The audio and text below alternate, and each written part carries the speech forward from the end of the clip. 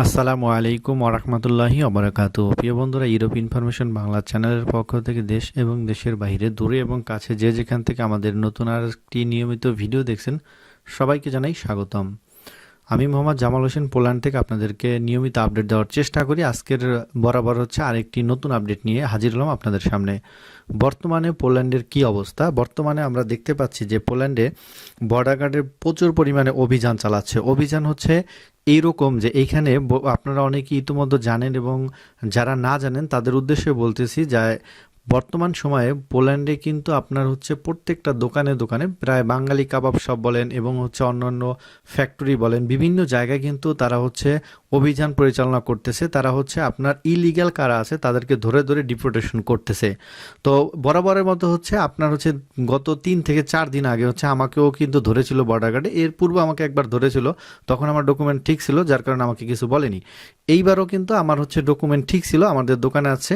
তো আমি হচ্ছে আপনার ইফতার করে নামাজ পড়ে তারপরে হচ্ছে নামাজ পড়তেছিলাম, ওই অবস্থায় আছে। এটা হচ্ছে টাইম ছিল প্রায় 6টার দিকে। আপনারা একটা যে বিষয় খেয়াল রাখবেন যে অনেকেই কিন্তু বাঙালির দোকানে কাজ করায় যে বিকেল 5টার পরে বর্ডার গার্ড আসে না, আপনারা বিকেল 5টার পরে কাজ করতে পারবেন। ওয়ার্ক পারমিট ছাড়া যদি আপনারা কেউ কাজ করেন আর যদি বর্ডার গার্ডের হাতে ধরা পড়েন, তাহলে কিন্তু আপনাকে ডিপোর্টেশন লেটার দেবে এবং এই দেশে কিন্তু আপনি থাকতে পারবেন না। আর ইউরোপের হচ্ছে আপনার অবৈধ জীবনযাপন কত কষ্টের, যারা আছে তারাই কিন্তু একমাত্র জানে। তারা হচ্ছে না পারে দেশে যাইতে, না পারে হচ্ছে ভালো একটা কাজ করতে। এই বিষয়গুলো কিন্তু আপনাদের মাথায় রাখতে হবে যে পোল্যান্ডে বৈধভাবে এসেছেন বা বৈধ ভিসা নিয়ে এসেছেন, বা কোনো ক্রমে আপনি হচ্ছে রোমানিয়া থেকে আরও পূর্বে এসেছেন, বৈধ হয়েছেন, কিন্তু কোনো না কোনো ক্রমে আপনি পারমিট ছাড়া কাজ করেছেন, বা মালিক পক্ষ যদি আপনাকে কাজ করায়, দেন হচ্ছে আপনি যদি বর্ডার গার্ডের হাতে ধরা পড়েন, হয়তো মালিক পক্ষকে আপনাকে 50,000 বা 40,000 যদি জরিমানা করবে, কিন্তু আপনার জীবন কিন্তু শেষ। সো আমাদের বাংলাদেশি প্রিয় বন্ধুরা এবং ভাইয়েরা যারাই আছেন পোল্যান্ডে, তারা হচ্ছে ওয়ার্ক পারমিট ছাড়া কাজ করবেন না। আপনারা প্রয়োজনে 1-2 মাস হচ্ছে বসে থাকবেন, তারপরও হচ্ছে কিন্তু আপনারা পারমিট ছাড়া কাজ করেন না। যারা আছে বর্তমান সময়ে পোল্যান্ডে, তাদের জন্য হচ্ছে এই আপডেটটা। এবং যারা ভবিষ্যতে পোল্যান্ডে আসবেন, তারা একটা বিষয়ে মাথায় রাখবেন যে ওয়ার্ক পারমিট ছাড়া ওই কোম্পানিতে আপনি জব করবেন না। এবং যদি জব করেন, কোনো কারণে যদি আপনাকে বর্ডার গার্ড হচ্ছে ধরে ফেলে, তাহলে কিন্তু আপনার বিপদ আছে।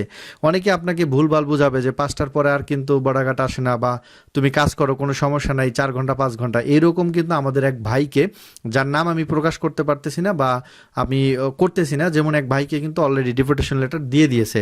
সো এই বিষয়গুলো কিন্তু আপনারা খেয়াল রাখবেন। আমাদের যে দিন অভিযান চালিয়েছে, আমাদের দোকানে 6টার পরে এসেছে। বর্ডার গার্ডের সাধারণত বিকেল 5টার পরে কাজ থাকে না, তারপরেও কিন্তু তারা ইলিগাল ধরে ধরে ধরে ধরে আপনার ডিপোর্টেশন করতেছে।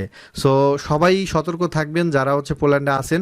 যদি কোম্পানি চেঞ্জ করেন, অন্য কোম্পানিতে যান, সেক্ষেত্রে আপনারা আগে থেকেই পারমিট উত্তোলন করে দেন হচ্ছে আপনি কন্ট্রাক্ট চালু করে আপনি কাজে যাবেন। আর যদি আপনি ওয়ার্ক পারমিট ছাড়া কাজের অবস্থা আপনাকে যদি পায়, তাহলে কিন্তু আপনারা রেহাই নেই। সো এই বিষয়গুলো মাথায় রাখবেন, কারণ হচ্ছে পোল্যান্ডে আসবেন 10-12 লক্ষ টাকা খরচ করে, দেন হচ্ছে অল্প কিছু নিয়ম নীতি না ফলো করার কারণে হচ্ছে আপনি কিন্তু অবৈধ হয়ে যাবেন। আর পোল্যান্ড সরকার কিন্তু অবৈধ বা ইলিগাল ইমিগ্রেশন কিন্তু অ্যাকসেপ্ট করে না, এবং ইলিগাল কোনো লোক কিন্তু পোল্যান্ডে নেই। পোল্যান্ডে এমনিতেই বাঙালি সংখ্যা খুবই কম, এবং অন্যান্য দেশ থেকে আগে আসতো সেটাও কিন্তু বন্ধ করে দিয়েছে। যার পরিপ্রেক্ষিতে এখন যারা আসবেন, তারা মাথায় রাখবেন যে পোল্যান্ডে যতদিন থাকবেন লিগালভাবে থাকার চেষ্টা করবেন, এবং আপনার হচ্ছে কোনো ধরনের অবৈধ কাজের সাথে জড়াবেন না, এবং হচ্ছে ইলিগালভাবে কোনো কাজ করবেন না। পোল্যান্ড সরকারের যে নিয়ম আছে সেই নিয়ম অনুযায়ী আপনারা কাজ করার চেষ্টা করবেন।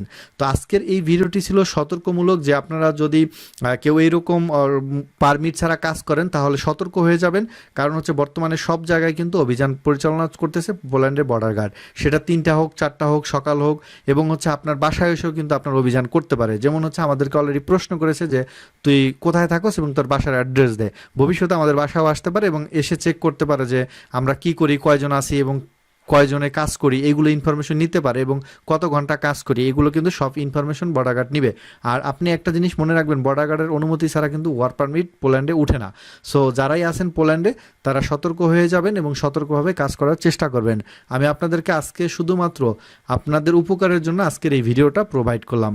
তো আজকের ভিডিও আমরা এখানেই শেষ করব। তবে আপনাদের ভিসা আপডেট অথবা অ্যাপয়েন্টমেন্ট আপডেট নিয়ে আমরা অন্য কোনো ভিডিওতে আপনাদের হয়তো বা কথা বলবো, এবং এর পূর্বে আমরা একটা ভিডিও আপনাদেরকে প্রোভাইড করেছি করেছিলাম সেই ভিডিওতে অনেকে আমাকে নক করেছে যে ভাই আমি পোল্যান্ড আসতে চাই, আপনি আনবেন কিনা। আমি দেখেন স্পষ্টভাবে বলেছিলাম যে টিআইজি ওয়েল্ডিংয়ের কাজ জানেন যারা, তারাই শুধু আমাদের নক করবেন, এছাড়া অন্য কেউ আমাদেরকে নক করতে বারণ করেছিলাম। তারপরেও কিন্তু আমাদেরকে অসংখ্য মানুষ নক করেছে।